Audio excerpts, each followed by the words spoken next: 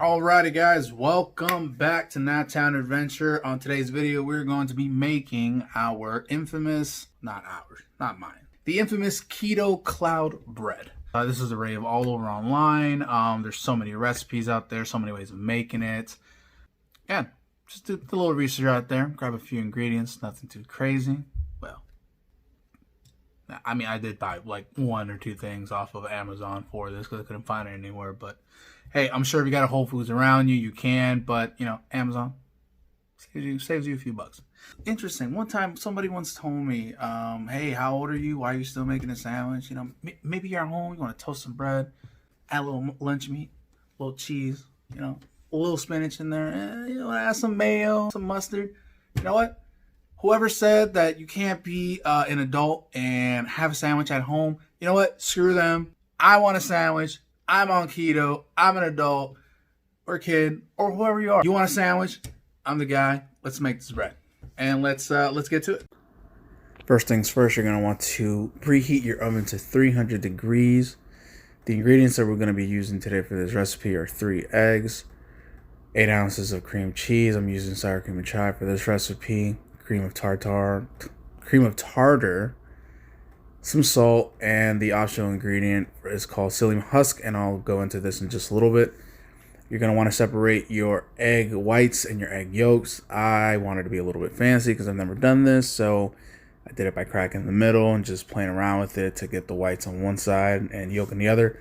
But whatever is easier for you, using a spoon, hands, suction cup, what have you. Many ways to get this accomplished.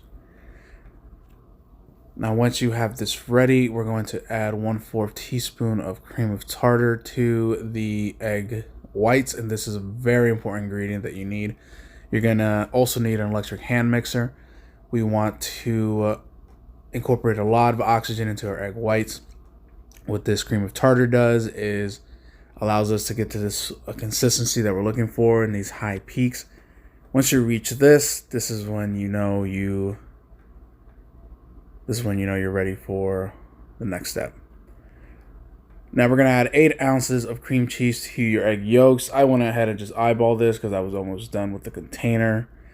You can use regular cream cheese or any sort of flavor if you'd like. I decided to use this for the time being, but I will be making this again with regular cream cheese and letting you know how that comes out. Some salt. Then we're going to go ahead and use our electric hand mixer once more to get all of this well incorporated. Now this step takes about a few minutes, but once you get to this point, then we're ready to add in our next ingredient. Psyllium Husk is an optional ingredient, and we're going to pour this into our bowl.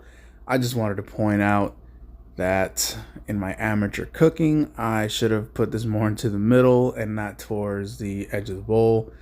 So folks, please remember, let's work smarter, not harder. Again, makes life just a little bit easier, right? So once you have that ingredient in there, we'll just go ahead and mix it with the electric hand mixer. Again, just making sure everything is well incorporated. Now the next step is very important. Once you have this ready, we are going to mix our egg whites and our egg yolks. So you start by pouring the egg yolk onto the egg whites, and you want to be very gentle and very careful as to not disturb any of the air bubbles that we work so hard to incorporate into our egg whites. This is a very important step because, as the name calls, it's a keto cloud bread, and this is where we get our cloud from. So this will take a few minutes, just slowly but surely get this all mixed. And when this is all mixed and it looks just like this, a little bit of the coloring and it's very mixed well, you're going to want to grab a baking pan or a sheet. I use a little bit of parchment paper to keep it from sticking. I'm using 2 tablespoons for every dollop that I'm adding. Just using the back of the spoon to spread it out, make it into almost like a tortilla shape, right? Now this recipe will yield you more than just 6, so if you have an extra pan, please let's use that. So you're going to put it into your preheated oven, and just like that, like magic, they're done. Well, not exactly. 30 minutes went by, but you know your cloud bread are ready when the outside are a little brown, the middle is a little soft, and looks like bread, feels like bread, the texture is the same. We open it up and it looks just like bread on the inside, and like I said, you can have this as a snack, but I wanted to make a sandwich, so I'm gonna use this to make a sandwich. That's what we're here for, right?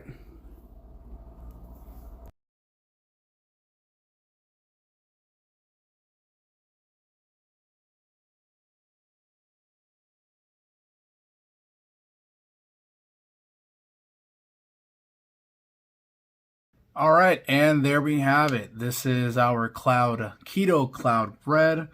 Hopefully you had some fun while you were making this. That's right. I'm gonna look something up here. Okay, so just touch bases on some of the ingredients that I used in this video. A recipe that I found online asked for psyllium husk, and I'm just going to read the online definition. Psyllium, or aspergilla,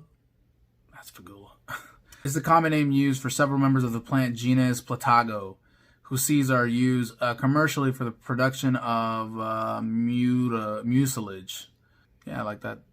Dietary, like that fiber stuff, right? Yeah, I guess so. Psyllium is mainly used as a dietary fiber to relieve symptoms of both constipation, mild diarrhea, and occasionally as food thickener.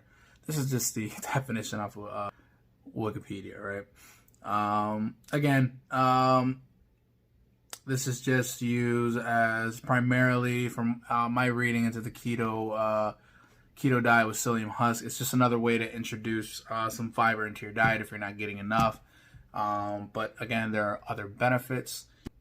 I will, warning, I do know that psyllium husk really good job at retaining water.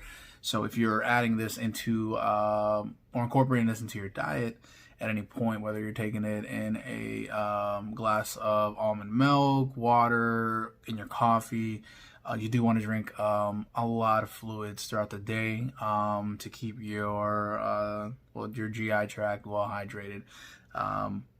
So drink lots of water when you're taking this. But again, this is an optional ingredient. It's going to be used as a thickening agent and or just adding some supplement, some dietary fiber into your diet. So, which in the keto diet can be difficult to come by if you're just solely living off of just fat, right? We do need a little fiber. Good for your colon, good for your GI tracts, good for everyone, right? And good for, you know, if you live in a place with one bathroom, you don't always want to be hogging it up, so. All right, so cream of tartar, sorry.